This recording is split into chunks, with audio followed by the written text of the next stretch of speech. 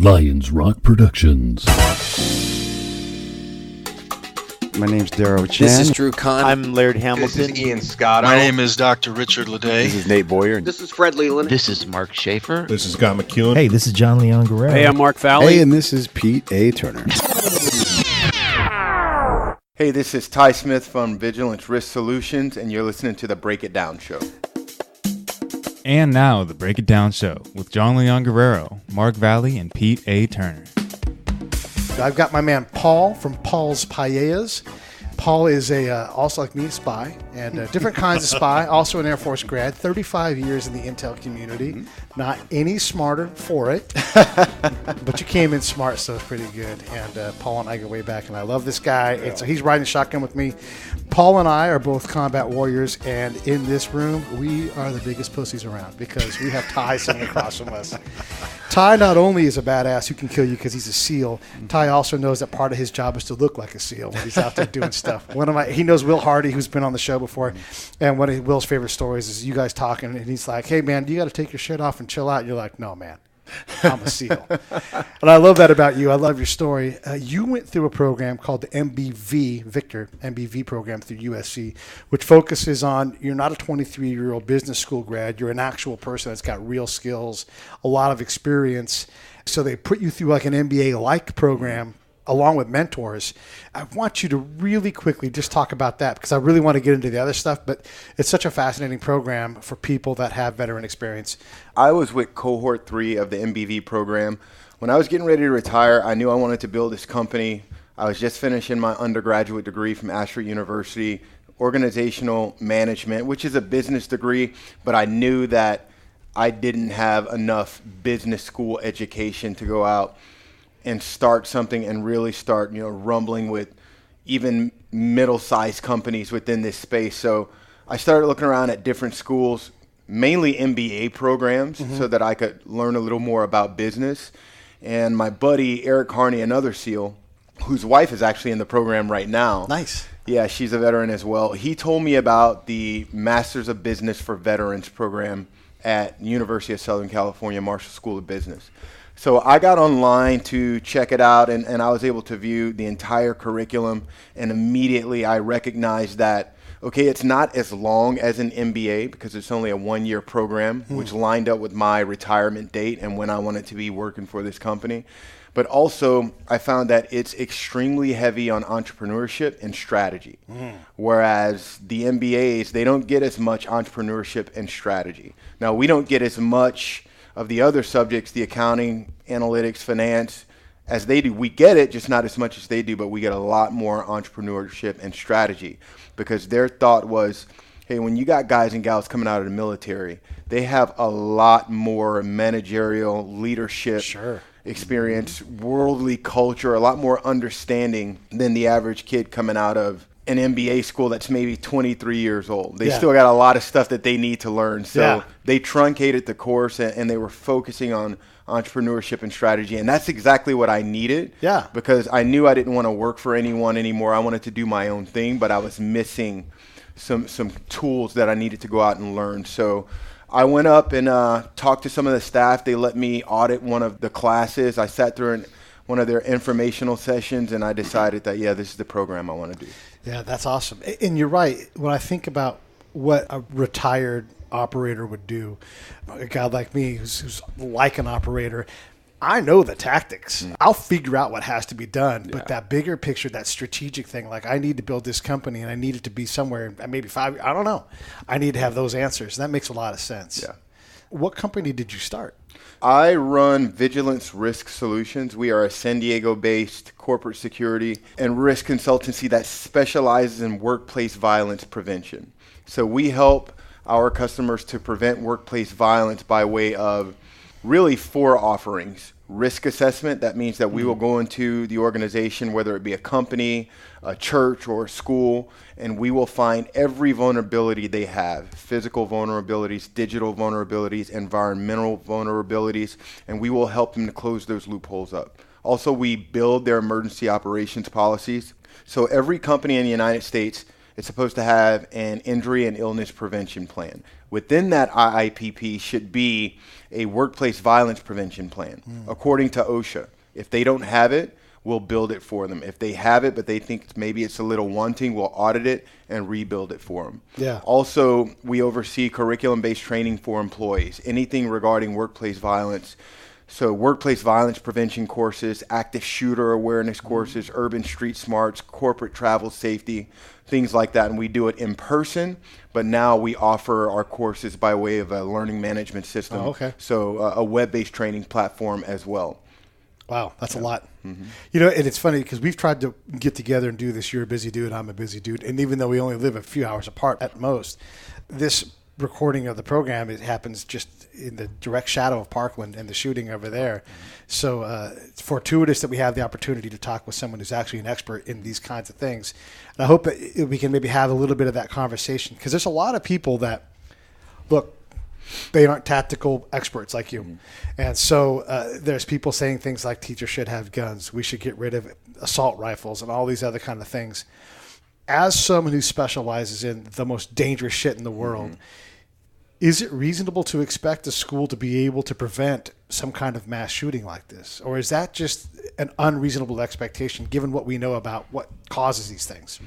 So I wouldn't go so far as to say that the school itself has the ability to prevent these situations from happening, because when it comes down to it, the people that are committing these crimes, they're planning. Just like we plan for weeks, months, sometimes only hours prior to running missions overseas, these individuals are planning as well. Just like the shooter down in Parkland, Florida. Yeah. He was making prank calls because he was timing law enforcement response. He was timing the response of even the people that were internal to the school. Right. So they're planning to commit these crimes. So when you have people that have all the time in the world to plan, it's really difficult to stop those people from doing the things that they want to do. I do believe that every school should be responsible for giving everything they got toward putting in place risk mitigation controls to try to prevent these situations from taking place.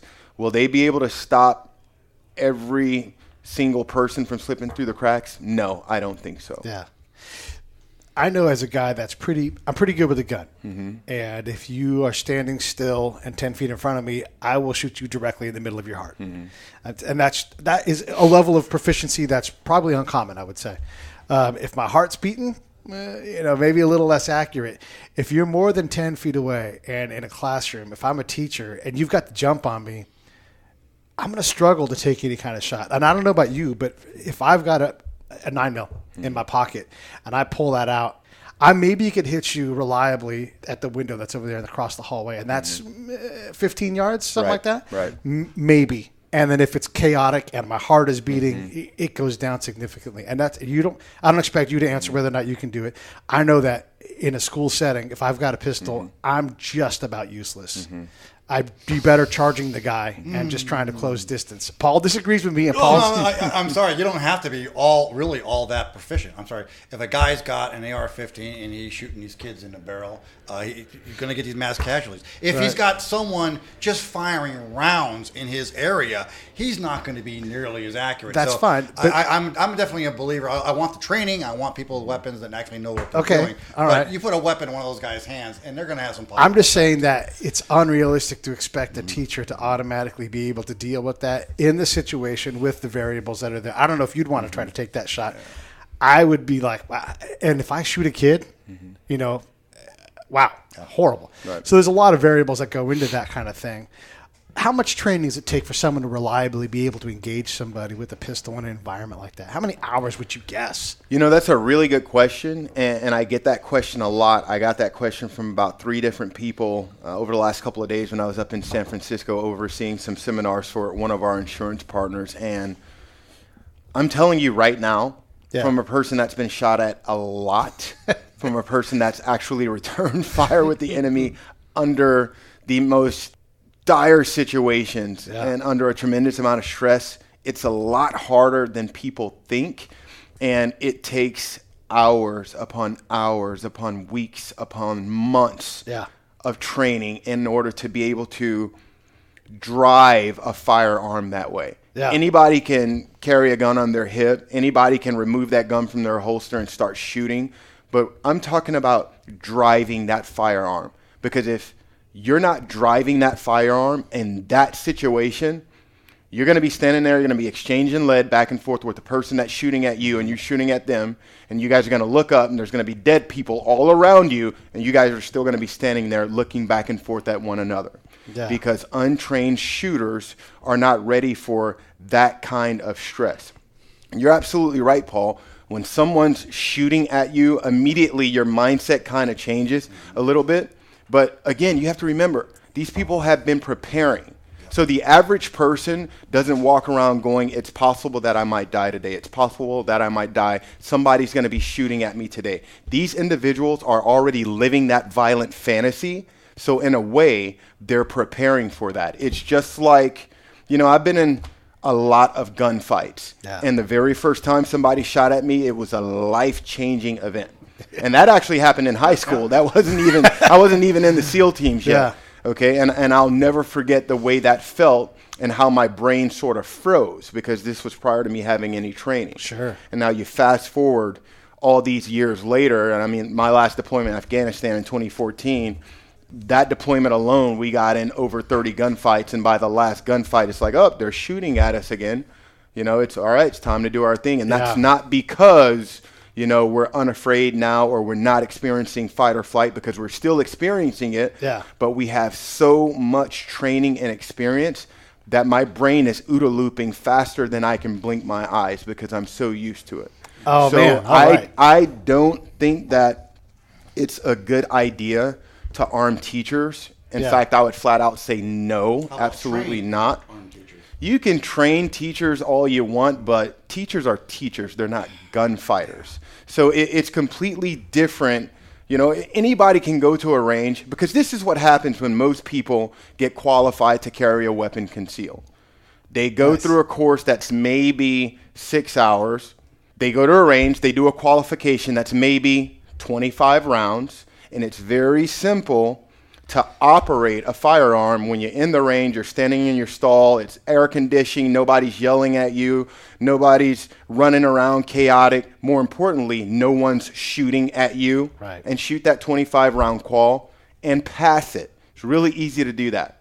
But now when you take the person out of that situation, and the situation's deteriorating rapidly, and their heart's about to jump through their chest, and there's chaos all over the place. Yeah. You got kids and innocent people screaming, people are bumping into you, and there's someone trying to kill you. Yeah. It's completely different to drive that firearm accurately and shoot the person that you're trying to shoot and nobody else. Fully agree. And I haven't had your combat experience, but I do have some of the unique positions I've had. But, I think it's Let's be honest. You ate a lot of cookies. I ate a lot of He was an officer. stuff. Maybe it was cake. However, I'm thinking, my daughter. I've taken my daughter to a range a couple of times, shot the shotgun, saw a big old boo-boo lip the first time she shot off the 12 gauge. That was funny. But, I'm thinking in a situation where she's trapped in a room and someone's coming at her and her friends and they got an AR-15, their intent is to kill my daughter, even without experience. If I had a choice, well, my daughter, should she have no weapon or should she have a weapon? I want my daughter to have a weapon. Okay. Training's got to go with it. And limited training and someone firing, there's liabilities. But I think it is so much more so when these shooters are going to these essentially these firearm free zones, and it's literally shooting fish in a barrel. I mean, how many of these guys go to a police station and start shooting things up? Not going to happen. Or better yet, go to a gun range where people got just a little bit of training. They don't do that. Okay. I totally agree with you. I bet if that guy goes to a gun range, there's a whole lot of dead I bet people. he goes to a gun range too. But you know what? A whole lot of people shooting each even other. if my daughter had zero experience with a firearm, other than maybe putting it where the trigger goes and which end actually the bullet comes out of, I'd rather her have the gun than not have it in that situation. So it's hard. I think it's mute because I think there's so many other solutions. This is anyway to this one, like information management. The point of the conversation, though, is to illustrate this. Like one of the things I learned from there are two things that I've practiced a lot as a guy that's worked with you guys. I'm not a group guy. I'm not a team guy. But one is when I if I'm just going to be plinking at paper targets, to do it like get my heart beating a little bit and then walk in place and see how I do to try to figure out where I might shoot. And the other thing is whatever position I take, whatever V or whatever stance it is, start from there, work my way back. So if I need to shoot, I can bring up the gun to my chest and then push out from there, which I can't do reliably. It's a perishable skill that I just can't. Like if you stand like this, I'll hit. But those kind of things, and that's just the minorest, simplest little shit. Walking in place, getting my heart beating, and trying to shoot from a compromised position so I can be a little quicker. As a guy that can shoot, I wouldn't. Again, I would be very uncomfortable taking that shot. Oh, very few people can shoot that accurately under those types of conditions. Right. Very, very few people. And they have years of experience doing it, and that's why they're so good doing it. And if you don't have that kind of training, it's, I just don't think that you should be carrying a weapon, especially around kids. People talk about arming the teachers, but you fully agree with training. You also have to consider the fact that teachers are human beings too. Some of those human beings that are teachers are crazy as well. Okay? So I don't want to send my kid to a school where there's a bunch of teachers armed, and teachers flip out all the time too. I mean, how many teachers get arrested on a weekly basis for making poor decisions? Giving carte blanche to all teachers. They have to be vetted too. And I know I went to the American school system too. There's a lot of them I would not want to have firearms, most certainly. But then again, there's actually a lot of teachers, surprisingly, especially in the South, actually have carry permits too, who actually do have proficiency already. And I think there's be quite a few be willing to get it. Is anybody saying let's give firearms to all teachers? I don't think so. If so, that's only to be shut down, of course. So the other question I have for you is as we look at this and you try to mitigate risk, should the school resource officer, first off, securing a school with one person is really hard to do. And you're going to, I know as a guy that can plan operations, as a guy that's been shot at and had my life, like, whoa, wait a second, that was a bullet. I need to get my head down. I would account for where that guy is and either kill him first or go somewhere on the opposite end of the school and make them respond to me and out-OODA loop that guy, and hope that they do I have more time. But I'm definitely looking for that one person. So can one person sufficiently in your mind secure a large high school, or is that really a multi-person job? And then should that school resource officer have a carbine of some kind or a weapon that's more effective at 100 yards out? What do you think? That's a really good question. In the SEAL teams from day one, we are taught that 2 is 1 and 1 is none. Yeah. So I don't think that that's an adequate job for one person to do, because I don't care how much of a ninja I have an ability to be. I can't be everywhere and nowhere at once. Right. It takes 3 minutes. That's it. You know what I mean? And I got used to I'm going to have a swim buddy wherever I go. Yeah. You know what I'm saying? Yeah. So I think that's too large of a task for one person. And it all comes down to training. How much training does that school resource officer have? Yeah. How much does he understand tactics? How much has he actually studied the layout of that school? Does he even know what the ML COAs, MD COAs are? Most likely course of action, most dangerous course of action. Right. Is he thinking that way? And that all is a result of training. So no, one person isn't enough. You need a lot more than that. Yeah. Is it possible to make the schools a lot more secure by way of workplace design? Absolutely. We can do a lot to change the landscape of this particular threat by building schools differently. Yeah. And even though we can't go in and complete and tear down schools like they did with Sandy Hook and build up a new structure that's more, secure, but there's technology out there that we can use to take a currently standing structure and make it a lot more secure. I'm actually in the process of completing a joint venture with a company that is about to release the most incredible ballistic technology I've ever seen. Damn. I mean, this technology can take film and put it on windows and turn that window into a ballistic window. We can take drywall, rip out one side of it, and hang sheets of this ballistic armor that's as thin as this book. No kidding. From the ceiling to the floor, put the drywall back up. Yeah. And now the walls in a school are ballistic walls. And you don't even know it. You can't even see it. I'll set shields down always. They can't shoot down. Absolutely. There's so many things you can There's do. so many things that can be done. So we don't have to completely, militarize our school campuses in order to achieve the goal that we're looking for. That's just like in Valletta, where they have That's old. It's medieval technology, literally. How do you prevent those crossbowmen from taking out out town? Yeah. Yeah. So I said, that's why this debate's so funny. I mean, everyone's talking about Second Amendment and taking away weapons. And it's just, guys, there's so many solutions you're not even talking about yet. So. And I don't think that's the answer. Like, no, you're not gonna. This is America. You're not gonna come in here and take away our guns. Like, are you kidding me? Like, good luck getting in my house and getting my guns out of my hand. You know what I mean? That's not gonna happen. Yeah. But I don't think that. I don't think that one person at a school is gonna be enough. It's gonna take people with true subject matter expertise coming together. And regardless of whether you're a Democrat, you're a Republican, you're pro-Second Amendment, you're anti-Second Amendment, it doesn't matter.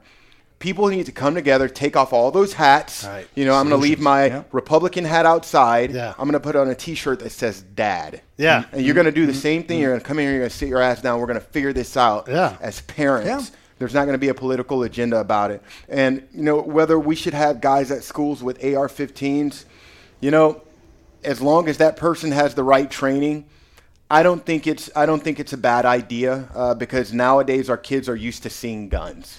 All of our kids are used to seeing guns, whether it's on TV, in a video game. We're taking our kids to the gun ranges. More people are doing that. So I don't think that that's going to be going too far. But again, making sure that that person has training because for me, there's not much of a difference between an AR-15 and a pistol because I'm going to drive them both accurately and I know the limitations of them both. Yeah. Right. But there is a difference between someone that is actually a real shooter and someone that's just carrying a gun. So I wouldn't mind if my kid's school actually had someone that I knew was really well prepared. Right. And they had an AR-15 and a pistol on their hip.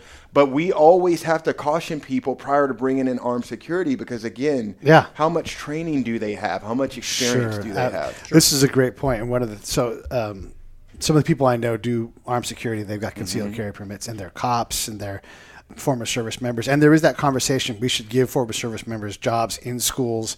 Other people are like, nope, those are mercenaries. They don't belong. Look, you and I both, all three of us know, most of us are not combatants. And those of us that do carry are likely barely capable of qualifying in a very controlled setting. So the thought that we only have kill skills is absolutely incorrect. And the thought that we only can kill because we're great at it is absolutely incorrect. Like, you guys spend a lot of time shooting. You have a huge budget for bullets, but the big military doesn't do that. You shoot maybe twice a year, maybe. And that's not proficient, to be tactically able to handle these things. So it's not the answer just to bring service members in. Not that they couldn't handle it. There's a lot of guys that could. But same thing with the cops, though. How many of those guys do simunition training? How many of them are put into situations in their school where they're able to respond to an unknown surprise threat? And then how about red team it? You and I can go in right now to any school in America and red team the shit out. Sorry, red team is when you practice doing an attack like on a school or whatever. We come up with something that would be horrifying that they would never think of because we have the planning advantage. It's incredible work that you're doing. And I don't want us to stay on the school topic too long. I think we've illustrated how complex it is. It's not get rid of the guns. It's not more guns. It's, hey, look, there's a lot of solutions. And as a parent, I've got $1,000 extra bucks if it means I can buy this window and make it bulletproof. I got $1,000 for that. That's right. And if that only covers half of it, then my buddy next to me's got another $1,000 or whatever, and we can put these things in because conceal and cover. If we can hide, if you can get behind something, that might make the difference. Between, and there's always heroes in groups, like that disco shooting in Florida. I don't need a gun in that case. I'm going to bull rush that person, and he might get me, but hopefully someone else is bull rushing at the same time, and then I'll take that guy out and I'll lay on him. It doesn't necessarily have to have a gun, but you have to have someone that runs towards contact. Yeah, absolutely. And I'm glad you brought up the part about service members because unfortunately, there are a lot of ungrateful brats in this country that actually do look at service members that way. In case of war, break glass. Right. You know what? there isn't an organization in the world that doesn't have its bad apples. Yeah. And we are not immune from that. Not even the SEAL teams or the group guys are immune from that. And we're at the tip of the spear. Yeah. Everybody's got knuckleheads. But for some people to have an outlook as a whole on veterans that way, that's just ignorant. Like, what's the guy's name up here? I think he was in Northern California, the teacher that just went on that rant in front of I think it was Salcido or something like that. Yeah, Salcido was his last name. I mean, like, what an idiot. I'm glad that I have this platform to say that, because I've had a million people ask me, hey, what do you think about that? And I haven't given it any attention because that's how worthless that dude is to me. But anyone that looks at people that voluntarily stood up and served their country that way, especially in a time of war, that's not right. When it comes down to it, we've been at war for a long time. So veterans of the United States of America, we have a lot of combat experience. We do. And if people were smart, instead of looking down on us for that, it's okay for you to have your political opinion. If you're anti-war, that's great. I'm anti-war too. I just understand that turns out sometimes it has to happen in order to achieve peace. But I think they should realize that because of that, we have a lot to offer. Especially in this particular situation. Cops are great, but there aren't enough of them. And you're absolutely right. Most cops are severely undertrained.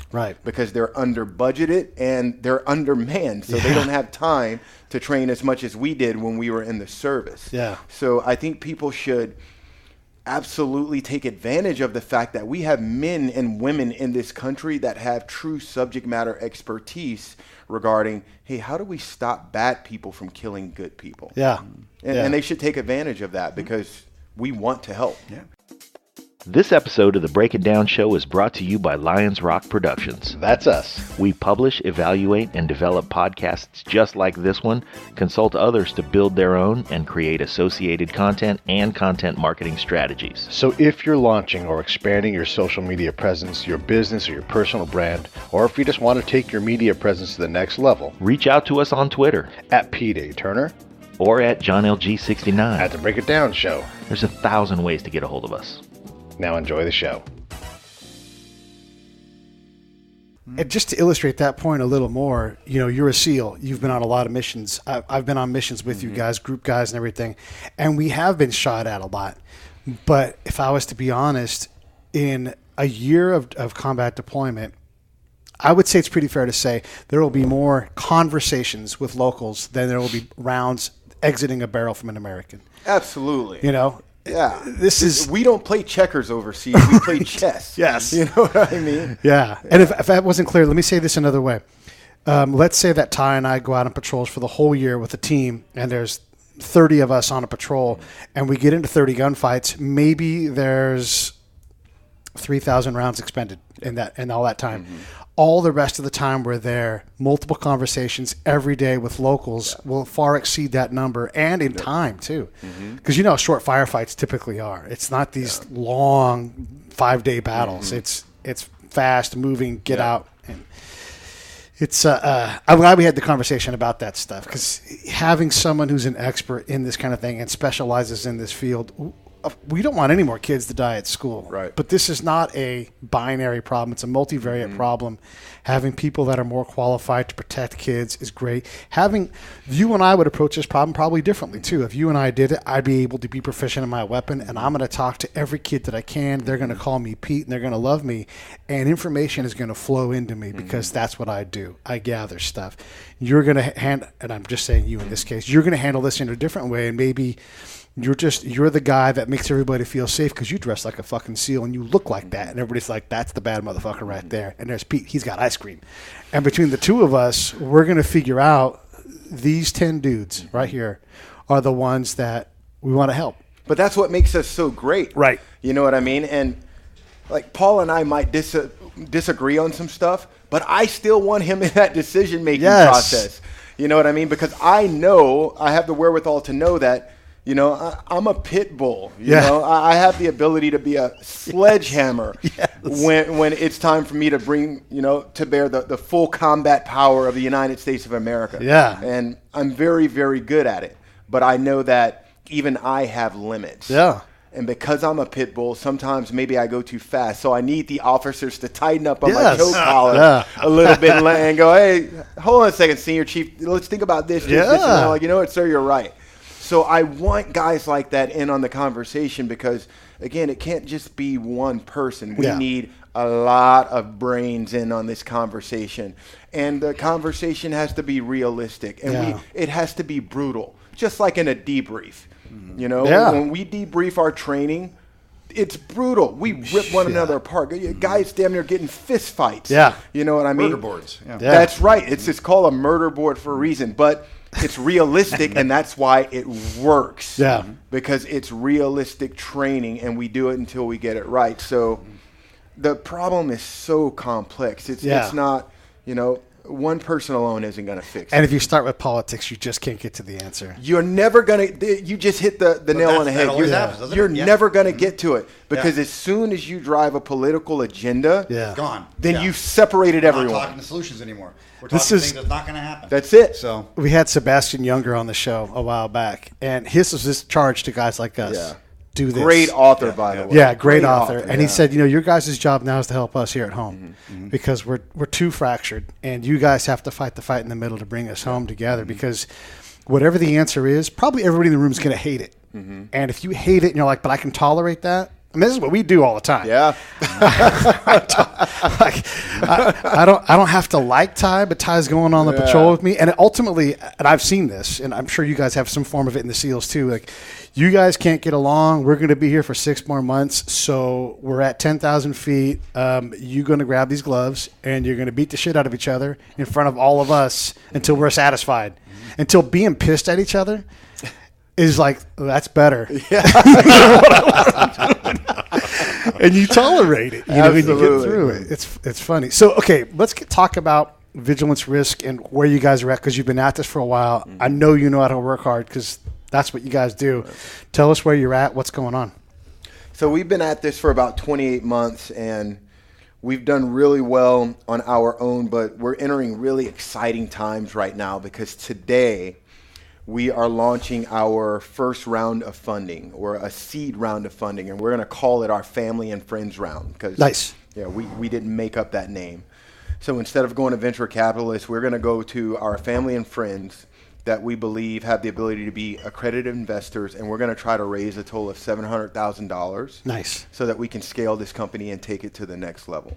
Okay. And that's really, really exciting for me as an entrepreneur because I'm in the thick of it right now. You know, 28 months, myself and my 2 partners who were both officers in the Marine Corps, and we all met in the MBV program up at USC.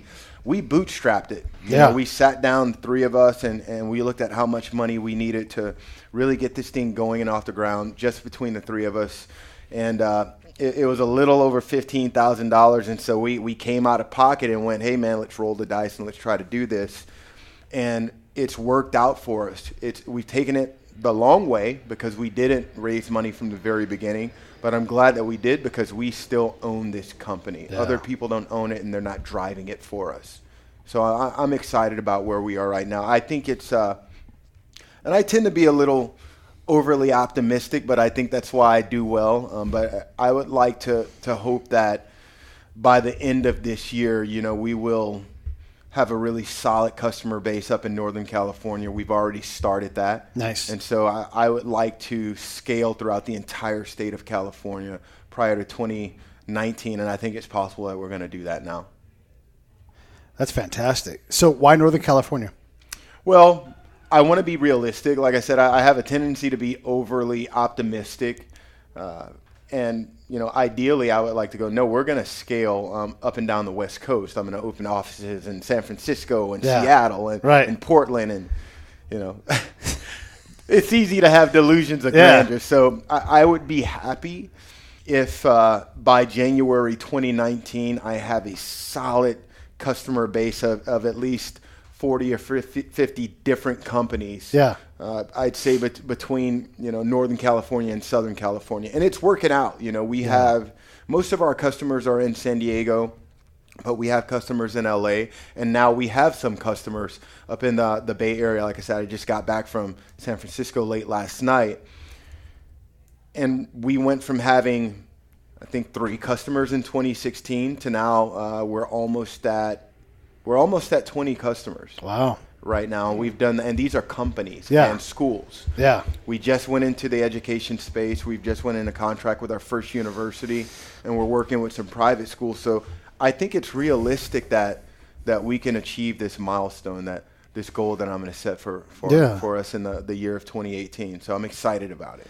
You should be. I mean, it is exciting, and unfortunately, we keep having a need for more and more of these things.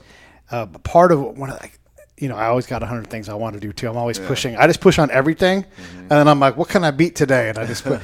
But I'm dying to write a story where I kind of red team the world a little bit and say, look, if you want to destabilize America, here's what you would do. You would target these things because that threat is not going to go away wherever it comes from, whether you want to talk about radical Islam or you want to talk about people with broken brains or just people that are pissed. Timothy McVeigh.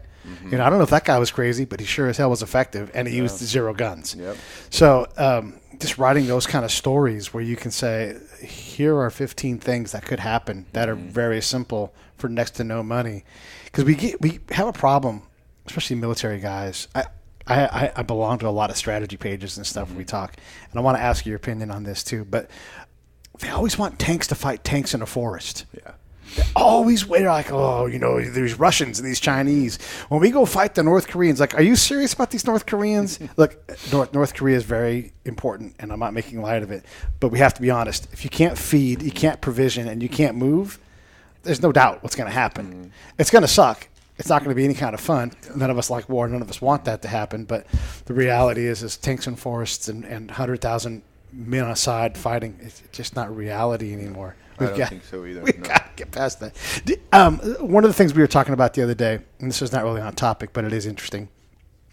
I'm of mind that if you're trans, if you're a female, first off, if anybody who knows anything about the military is surprised to hear that females are going to be in combat roles, too late. Like I've seen female gunners manning a 50 cal machine gun rifle, Madus, in a turret. I've seen females go on patrols with SEALs. I know you've seen it. Absolutely. Like I don't know what more combat is than that. And everybody's worried about PT tests and standards. Like too late. OBE, overcome by events. It already happens. Do you see a problem with females being involved in the combat that you've seen? Have you experienced the EO stuff aside that we all have to figure out by being together in terms of performance? If a person is a pro, do you have a problem with them going on your team's mission? No, I don't have a problem with women being in combat roles. Like you said, they're already there. Yeah. I've seen it. I've seen them perform. I've seen them perform well. Yeah. I have nothing against women in combat roles, and I think we're foolish as a nation if we believe that women shouldn't be allowed to do everything that men are doing. Now, let's be realistic about it. For sure. I do believe that women have their limitations. They have their physical limitations as well as emotional limitations. It's no secret. Women are smarter than men. Okay? It is no secret. I would never presume to be smarter than my wife because I'm just not. Yeah. Okay? But women have their limitations regarding gunfighting. Yeah. So people ask me all the time, "Hey man, what do you think about?" And you know what I'm about to say. Yeah. They're going to bring women into the SEAL teams, and I'm telling you right now, as long as they don't change the standard because of political agenda, it will not happen. Yeah. Because women are awesome, and I know some women that are freaking ninjas. Yeah. Okay, trust me, I know some women that I would not want to rumble with because they're smarter than me. Yeah. All right. I can be a hammer, but they can be a syringe, and that's a lot more dangerous. But when it comes down to it,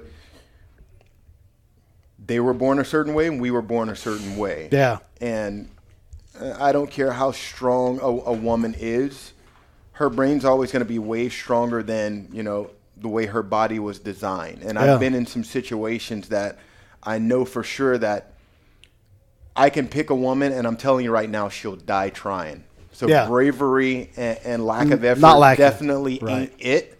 But that's just it. She'll probably die trying because her body isn't designed to keep up with that kind of stress. Right. I mean, the Israelis tried it. It didn't work for them, putting them in those types of special operations roles where they're, you're trying to take a syringe and turn it into a hammer. It's not going to work. Yeah. So allow them to be syringes. Yeah. Because we need that. We need it a lot. And like you were saying, we need syringes a lot more than we need hammers. Oh, yeah. Days. No, that's what I'm about to say. Like, as a spy, as a guy that's run those kind of operations, women and trans people have the ability to be invisible in these conflict zones. Absolutely. I will take invisible ninjas all day long. That will out-collect me as good as I am. I already know, like, you don't even recognize this person exists.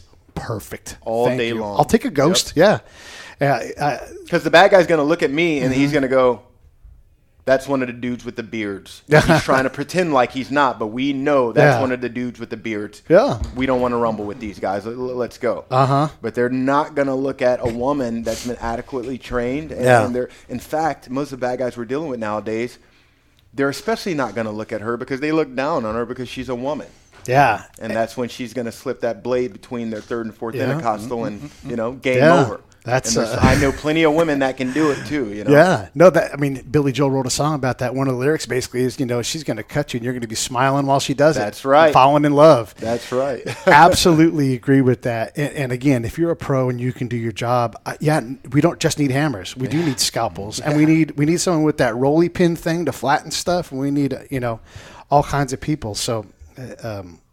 It's good to hear that come from another, and I consider myself a pro with you, but it's easy to dismiss that. It's easy to get too big of a solution. Same thing with this school shootings, and thankfully no one's going crazy in corporate America anymore like they used to have. With the guy, like going postal has not happened in a long time. Shooting up an office just luckily has not become a thing again, and hopefully this era of school things will pass. But in the meantime, you're going to have some work and some clients to do, work with. It's crazy. Paul, what do you think? Hey, I'm 57 years old. Right. I'll be honest. The idea of putting women in combat, and I think just too valuable for that, quite frankly. But you know what? If they can do the work intellectually, I got to say, do it. If they can meet standards, put them in there. And if I got a problem with that, I guess that's my problem. Yeah. I don't understand when you say they're too valuable for that, though. I'm an old-fashioned fart. I'm first-generation American. Women, motherhood, and Americana, they're there for taking care of that next generation. I don't want to lose women on a battlefield. I'm sorry. Yeah, but that's just me. To I'm say a that male is chauvinistic almost... pig. But I recognize it's my fault. It's my flaw. Bottom line is, but you if they can do the work and they can be used and they can do the stuff, you wouldn't begrudge that woman the chance to raise her right hand and volunteer and say, "I want the hardest fucking job you think I can." All hit. I'm saying is, I don't like it. Yeah. My daughter was doing it, wouldn't like it.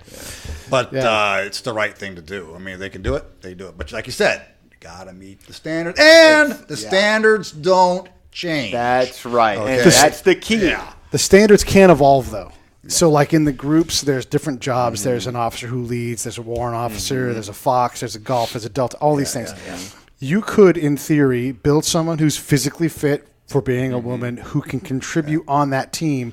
And I hate to say this, but I lack the word to say it better. To play the female role, not cooking and cleaning, but to go out and be a scalpel, be a fox, be a collector. Yeah. I could see that world where they are hyper fit, like you have to be, and tough. That's not a problem. But you're right. Some of those things they just can't do. I think my We're talking sense is- generalities here too, because some can. Clearly, they can. Yeah. Oh yeah, there are female operators. Yeah. There are Yeah. female special operations operators, so people are getting wrapped up around the axle about something that's already taking place. Right, exactly. There are female warfighters out there. I think that it's becoming this political subject because people are going, wait a minute, female Navy SEALs, female Green Berets, right? Because it just sounds abnormal, and it is abnormal. But I'm not worried about it as long as they don't change the standard. Yeah. Because I've been through budge training, and I'm telling you right now, it sucks. So as long as they don't change the standard, that's not going to happen. And as long as we are dictating the standard, the last thing I want to do is have some guy running for some political office making decisions on what the standard is. We know what is needed to get the job done. Okay, we can adjust. I think. But let me challenge you guys a little bit on that because you're saying don't change the standard, but the standard will change. It always does. It evolves to suit the thing. Sure. Look, I'm a middle-aged, too heavy guy, and I've been on 1,000 patrols, and I've never had to pass a PT test in the last probably 20 years, and I don't fall out of patrols. As a leader, you know also that I might have a 50-year-old interpreter with me. And when we climb up that draw at 12,000 feet, and it's a 200-foot ascent in the next quarter mile, and you're damn near climbing a ladder, you already know with the load that we have, being way away from any real support, getting up that spur in 5 minutes is not the answer. You've got to survive, and you got to be in shape enough to fight should someone bring a fight to you. Got it. But we have to be ones making that decision. No, that's fine. What I'm saying is it's not about not changing the standard. It's about understanding what the standard needs to be. What it needs to be. Well, yeah, because it's about not lowering the standard. Yeah, exactly. Like, standards change. I'll give you a classic example. I was dating one of the first female firefighters, back in the 80s in San Francisco. Yeah. And quite frankly, she couldn't really pass the test that existed prior until they were told you will get a certain amount of women firefighters on the force, and they adjusted the standards. She did not have to carry the same amount of dead weight up a ladder. And it's like, man, I just don't want politicians making decisions or military making decisions when they're told this is the result. You have to have these numbers. Keep the standard, adjust the standards as necessary. When I applied for the Air Force Academy back in 1978, one of the tests I had to do was to get on my knees and throw a basketball with my right arm. What the hell? That's Branch Rickey shit. I don't know. That's Branch Rickey baseball like things. Like that's what you had to do. You had to throw a basketball from your knees. Yeah. So they were trying to see if you could play baseball. That's great because we need all those baseball players and those F-15s. Yeah. Okay, but what I'm saying is things do change. But we made the decisions what needed to change. What does this guy actually need to get the job done physically? Sure. And you test that. I don't want someone not in our community. Okay, making that decision. Yeah. No, I think you're absolutely right. Yeah. That's cool. All right, so let me make sure I do some work here because we are rounding the bend. Vigilance Risk, Ty Smith. They can find you. How do we find out more about your company? So you guys can check out our website at www.vigilancerisk.com. That's VIGILANCERISK.com. Also check us out on LinkedIn. Just look up our company name, Vigilance Risk Solutions, Inc. Cool. And if someone wants to contribute to your funding, will there be a way for like the audience to kick in $100, $5, $1,000, whatever it is, or is that going to be more closed off still? No, it's going to be a private round of funding. Okay. We're restricting it to family and friends, and we're definitely trying to restrict it to accredited investors. We want to keep the paperwork as simple as possible for our lawyers. Sure. No, because people are going to ask, they want to participate. Yeah. And I know when they hear about keeping kids safe, they're going to be like, how do I get involved? So that's good to know that. Our mission is simple. We want to save lives. Yeah. We are a company of 10 individuals, and 7 of us are veterans, and most of us come from the special operations, high-level law enforcement, corporate security community. So that's who we are. We are protectors. We were born that way. We're always going to be that way. When I'm 80 years old, I'm still going to be thinking, man, I could still kick down doors and get down with the best of them if that's what's required to save life. So that's who we are. That's what we do, and that's all we do. And just as a note to the preppers, if you're hanging out with Ty and you're talking about like what you've got, Ty's going to come kill you. Take your shit. He's going to take all your shit. No, he's not really going to do that. But it is funny. The prepper folks are always bragging. You're like, thanks, man. I'm going to make a note of where you live. Yeah. I'm going to come. All right, man. Listen, I appreciate you coming on. Please come on again. Anytime you have something to talk about, anytime we want to bring something up, I want you to, feel like welcome and encouraged. I love coming, any reason to come to San Diego. It's always cool to hang out with you. Thank you, Paul, for rocking with me today. Very welcome, sir. We had a good time. We'll have to do it again. And I love what you bring to conversations. That's why it was fun to have you here. And anybody who ever wants to have great paella and they live in the Southern California area, you would be a fool to not hire you because your food is so good. I have to agree with that 100%. Not my endorsement. So. Paul's Paella. All right, I'm at Pete A. Turner on Twitter. Definitely talk to me. If you have questions for Ty, reach out to me. I will send them to you, to Ty, and he will do his best to answer them. If you work at a school and you want to get smarter, you are a fool to not call Ty and hire him, because there's nobody in your town that knows more about this stuff. There's nobody in your network that knows more about this stuff than these guys do. They are pros. He's not kidding. High-level people in all directions. I say this to people that I've worked with, but you've worked with Will, so I'm going to extend it to you. Will has entrusted his life with you. That means everything to me. And I get emotional when I say this, but I would trust Ty with my kid's life. So I don't know what else I can say besides that. And you guys mean a lot to me. Thank you much for listening. Definitely support Ty's work, and take care.